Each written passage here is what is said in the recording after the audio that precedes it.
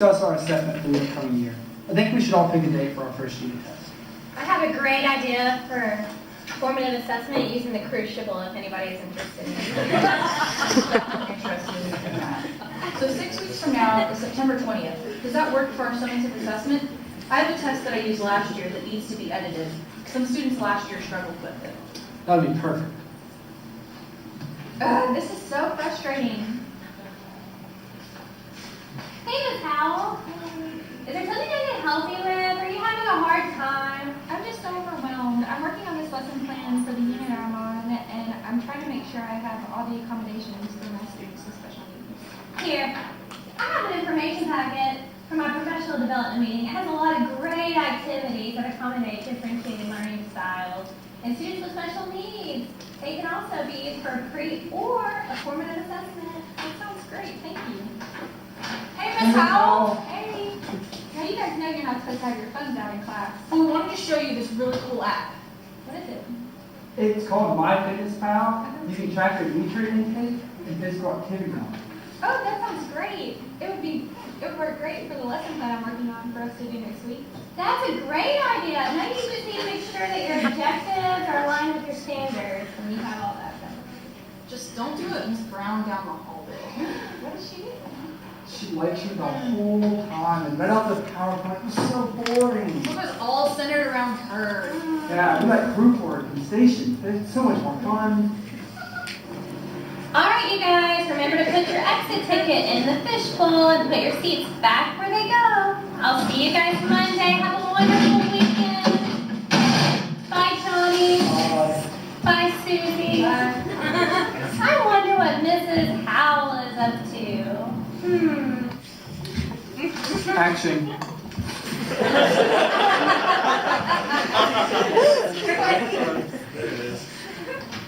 at you working so hard. You're always here so late.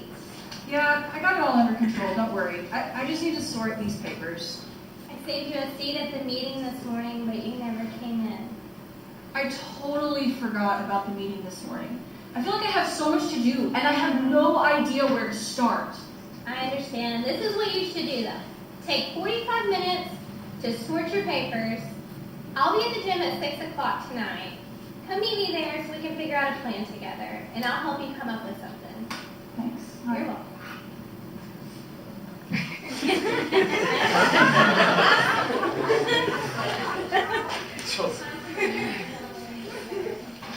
Whether it's exercising or cooking or reading, it's really important for you to find a hobby and take time for yourself because you can't just overload yourself and work all the time. Yeah, thanks. Hey, where are you this morning? I forgot. I've had so much on my mind lately. Oh, that's okay. We all do that. You know what? You should get a planner. A planner always helps me stay organized. It helps me keep up with tests, dates for meetings, and all of the things that I'm required to do.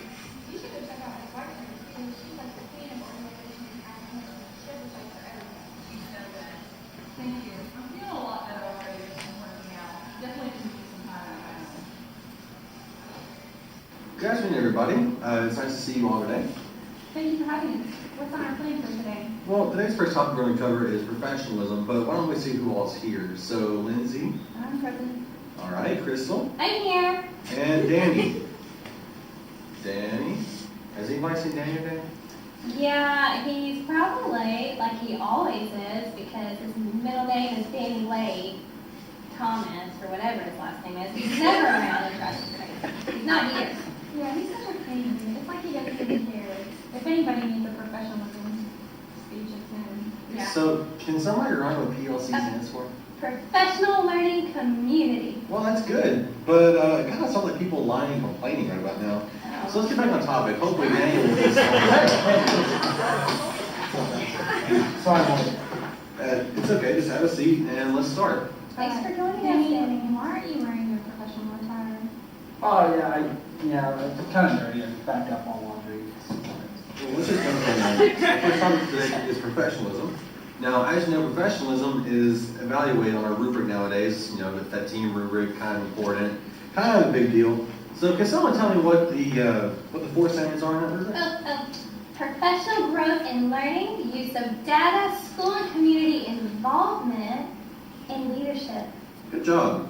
So we've all been great on professionalism over the last few years, so tell me, how's everybody been doing if you don't mind my asking? Let's just get honest with each other for a moment. Mark 5 all the way. Mostly 5. 3, 5, maybe. All right, so what are some of our main issues? Where are we kind of struggling, kind of help each other out? I know for me personally, I miss points in involvement with my students. Professional growth and learning and leadership. Mhm. Yeah, those. I haven't had any trouble. Oh. So, only this is I know that each data can be a pain, but all you're about to do is just use your data to guide your planning, honestly. Who can tell me how they're involved in the school? What do you do besides, obviously, teacher, our subject? I'm a sponsor for the knitting club, the dressage club, beta club, and the art club.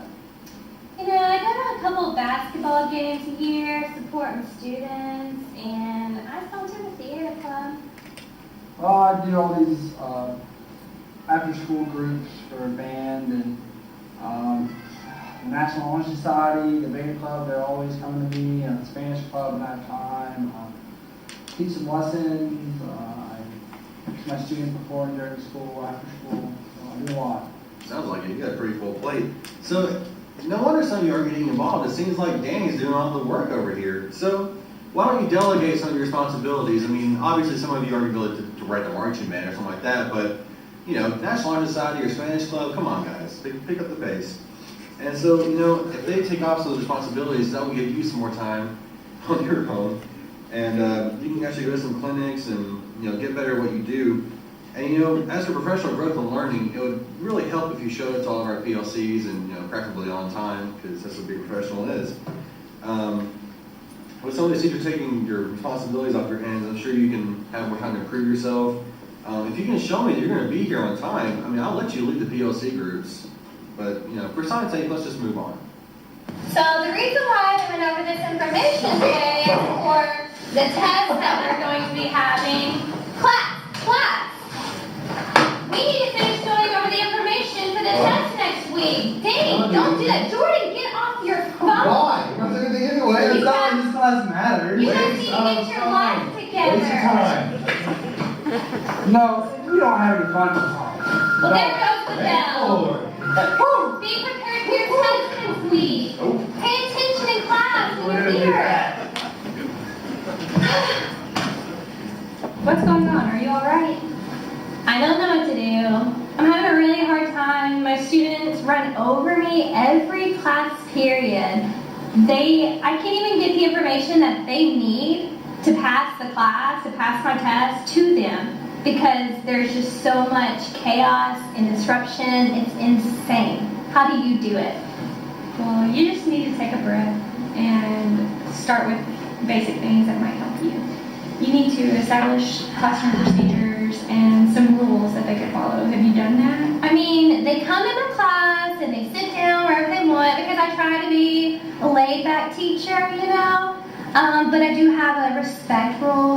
We respect each other, but they don't respect me, so that's not working. That's very obvious. Yeah. You just need to give them some more structure, give them some ground rules, and make up a routine that they can follow and demonstrate it for them so that they see what they're supposed to do and what you expect. I posted some rules over there, but they just don't even follow them anymore. I think the first week they kind of did, but have you tried to enforce them consistently throughout the year? I guess not.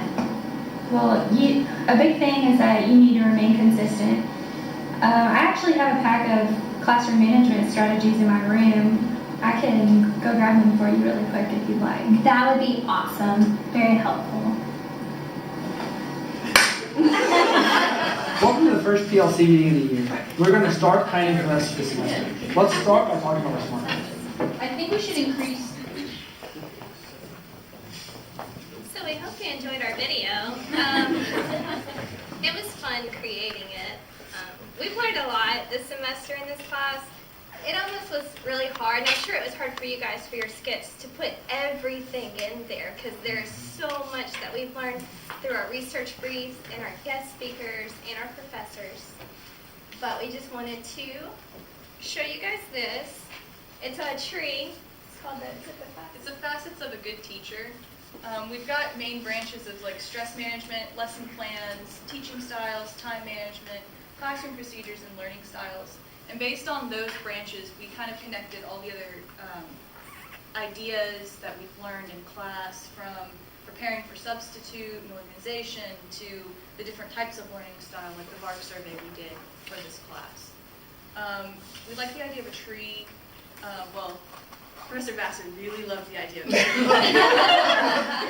But we like the idea of a tree because everything grows from one thing. It's from that central focus, and it's a life-sustaining object. And everyone can see it, everyone can be influenced by it. And once your roots are grounded in the knowledge and information that you receive here, then you can grow and you can get better and improve. And anybody else want to say anything about it? Or about anything?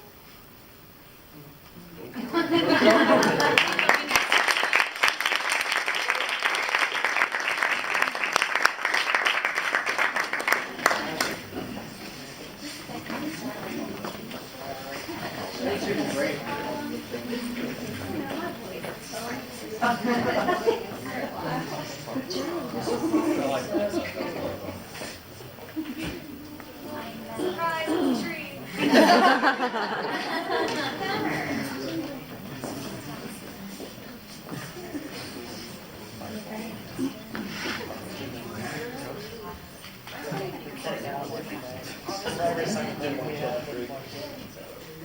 We don't have a cool skit prepared for you all, but this is our graphic. We have this. representation. So we also decided to do a tree, and as you can see, we have the branches branching off. And we had like different, you can see the leaves are different colors, they're for the different categories that we've done. Over here, the red is teacher responsibilities. Here in the middle, the orange, we have student responsibilities, and over here, and then this is helpful tools that teachers need to be effective in the classroom. And as you see, some of the leaves are actually multiple colors, and that's because some of the things, they do connect with each other. They could go in more than one category, so we decided to show that by painting the leaves 2 colors. And then you can see down here in the bottom, you have this pile of leaves that's fallen off the tree. They're distractions because you're not supposed to have distractions in the classroom, so they've kind of just fallen to the wayside to be blown away by the wind. We wanted those off the tree. Yeah. Take them off. I'm going to be talking about the red leaves. As you can see, this is the teacher responsibilities, and this is the heaviest branch of leaves, as you can tell. The 3 main topics that I wanted to talk about today were professionalism, planning, and the hiring process, because all of these fall under our role of responsibilities. Professionalism, according to our research, you need to be showing that you are a professional individual through your dress, through your actions, and through getting involved in the community, maybe sponsoring an extracurricular activity, partnering with someone to do that kind of thing. But just being involved, that's actually a part of the professionalism rubric here. The next part that I wanted to talk about is planning. Planning goes back to, I'm sure that you guys have really become well acquainted with the idea of lesson planning, but it goes much further. Thanks to EdTPA, we have learned that we have to think about every single little thing when you are planning lessons for students in order to differentiate learning for the students. Another thing that we learned about recently, actually, we learned a lot about the hiring process. We learned that we need to be prepared to answer different questions. We need to be prepared to ask certain questions of the interviewer, and we need to just be prepared with a portfolio of some sort. So. Okay, I have student responsibilities, which was by far our least populous category, and the reason being, we included student responsibility because students really in the classroom, they have the responsibilities that we as teachers give them, but we have to support them and make sure that they have the tools to actually achieve that. We have student engagement. I mean, you can make the lessons as relevant and engaging as possible, but sometimes you are still going to have those students that just absolutely don't want to do anything for you. I mean, they do have the choice to sit there and not do anything, but you know, you do need to try your hardest. We also have their self-efficacy, and this semester I had learned about self-efficacy with Dr. Clark, who is not here anymore, but and in 2500, and I had one view about it, but I think that it was Professor Harris's assessment video that she showed that talked about how to teach students to be successful, and that through assessment you could really build their self-esteem and their self-efficacy, and that meant a lot to me. So we have the ability to increase their self-confidence and their efficacy. Also attendance, something that in my field placements throughout this program, when I've been talking to teachers, they said that there's this trend of parents just taking their students out of school for frivolous reasons now. And there's really nothing you can do about that as a teacher other than stress how important to you it is for them to be in your classroom, how your classroom is a team, and that without them there, that team is missing a valuable player. We had the privilege of being at Laverne Middle School on Tuesday with Ms. Maddox, and we were in Miss Neal's classroom, who I'm sure y'all know is fabulous, and you know she's fabulous, and I think Randy was in the room with me, and it was the beginning of class, and there were two students who she welcomed to the classroom because I got the impression that they're hardly ever there. And she was just so excited that they both just happened to be there on the exact same day. And she was so excited that she brought them in for a group hug. And it was such an accomplishment that they were both there, and really stressed how happy it made her when they were in their classroom. And that's pretty much all you can do, because you can't go to their house and pick them up every day and make sure that they're there. But short of doing that, you can just really stress how important it is that they're there. And just one other thing I wanted to talk about was, or two other things really, is procedures and organization. These both fall under a teacher's responsibility and a student's responsibility.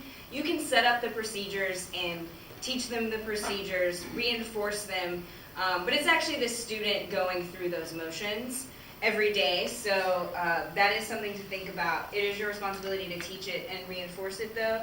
And with organization, as a teacher, which Nikki, well, maybe no one talked about it. Anyway, organization is important on your end, but you also need to teach your students how to be organized. You need to make sure that if you have bell work every day, make sure that they know what to do with their bell work. And that's part of a procedure, but it's also just teaching them how to be organized through you being organized. And that's that. Okay, my turn.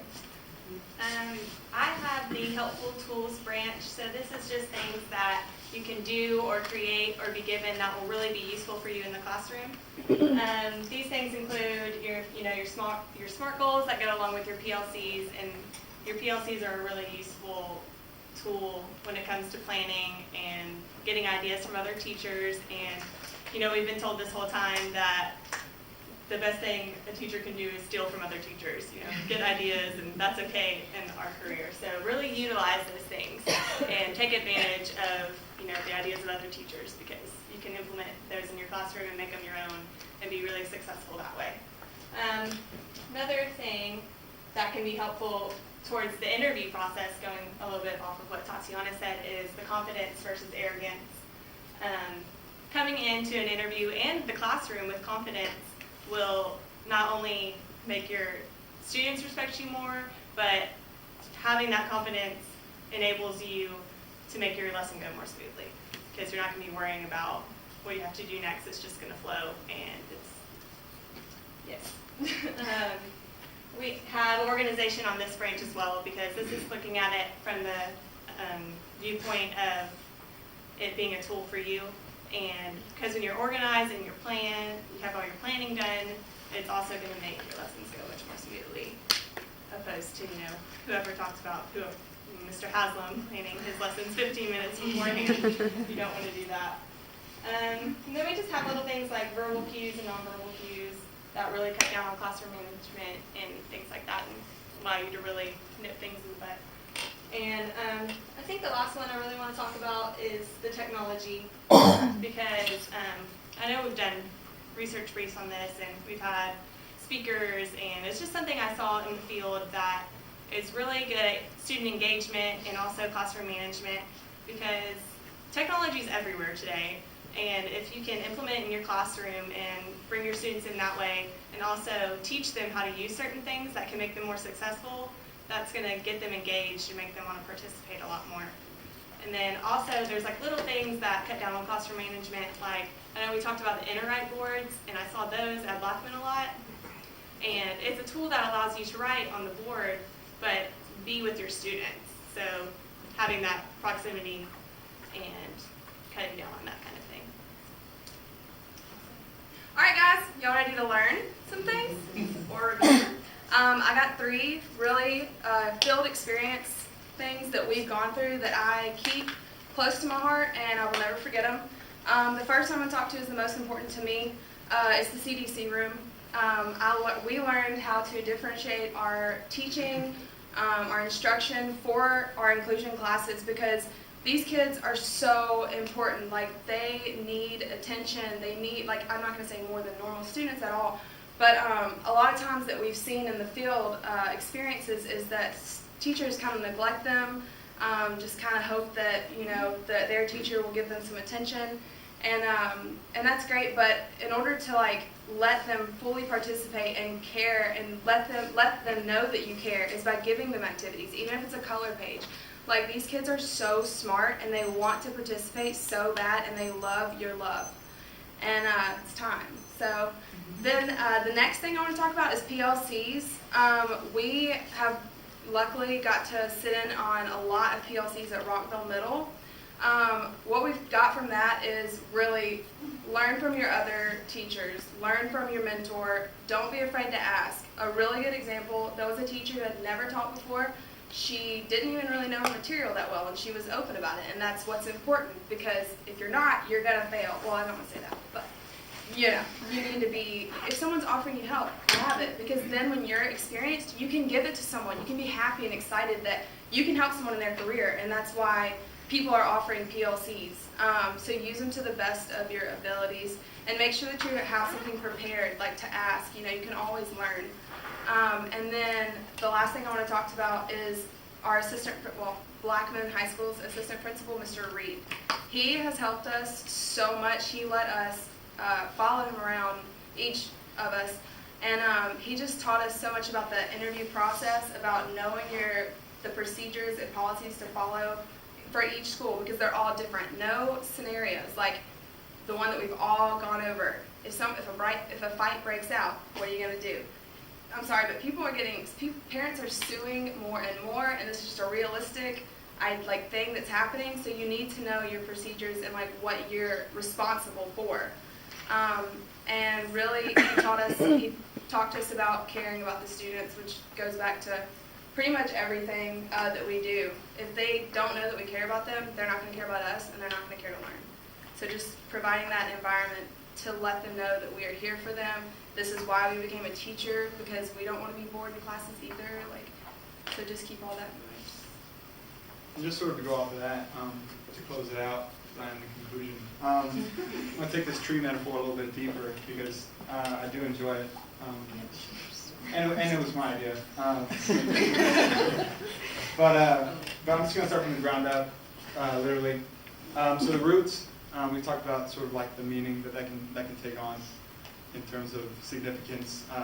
But for me personally, roots provide nutrition and provide nourishment for the rest of the tree. sort of life-giving agent that someone mentioned, which is just a beautiful way of expressing it. But about your own personal metaphorical roots, draw from those moments that have shaped your teaching, the negative and the good moments that you've experienced, even in this semester, whether it's bad teaching practices that you've seen, excellent teaching practices that you've seen, negative attitudes, positive attitudes. Let that shape you and allow it to provide you with nutrition. And then also more significantly, remember the moment that you decided that you wanted to become a teacher, and don't let anybody ever take that away from you. Don't let TPA, don't let assessments, don't let petty bureaucracy ever sort of become a caustic agent to that experience that you have in years later. In terms of bark, I just want to talk about the tree as sort of like this enduring, sort of persevering sort of symbol. For me, seeing a tree after a storm or something like that, just standing tall, really rings true for teachers, because you're going to have those sort of seasons of unengaged students. You're going to have those seasons of petty bureaucracy. You're going to have those seasons of unhelpful administration. And so I just want to challenge you guys to endure and persevere, and don't let that sort of circumstantial, sort of transitory tempest sort of erode you and make you less than who you actually are. And so for the leaves, everything is intentional. So some of these leaves are blank, and that's intentional because we're not finished. We're not finished improving. We're not finished growing as teachers, and so fill in whatever you like in your mind. But that's something that's going to happen over time because each of us are shaped by our experiences, and so your identity is constantly changing. It's constantly shaped with each passing moment, and so yeah, that's pretty much it. And in terms of autumn, the metaphor can be taken a little bit too literally to say, oh, it's autumn, or the other tree was sort of bare, and so it's like, oh, it's sort of winter. But you're going to go through seasons. You're going to go through seasons of winters of discontent, to quote Shakespeare. You're going to go through... but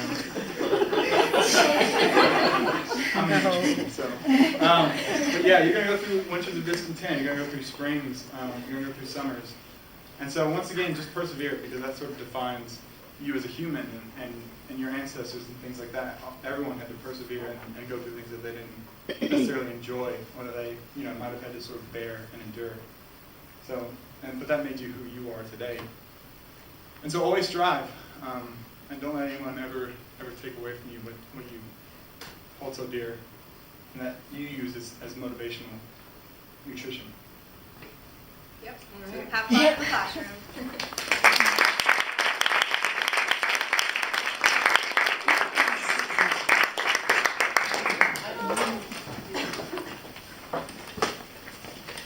Once again, you have wowed us, and so I want us to give one big round of applause for all the groups.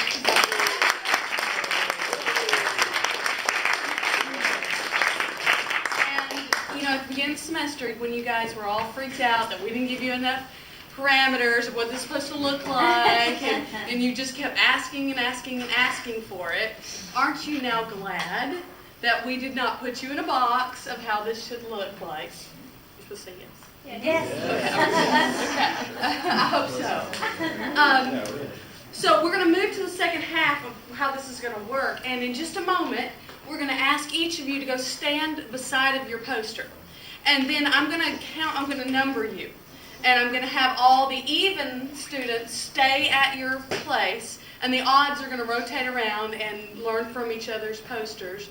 We'll do that for 10, 15 minutes, and then we will switch. And that way you can see everyone's poster, and we do have some snacks and things. We're going to allow our guests to be while we are setting up. If y'all want to come visit our little food table, y'all do that while we're getting ready, and then we want to invite you to look at everything. What's that? We're going to take a break. Well, sure, we can take a little break for that. Yeah, you'll take a minute and then meet back here in about five or so minutes. Okay? Yes.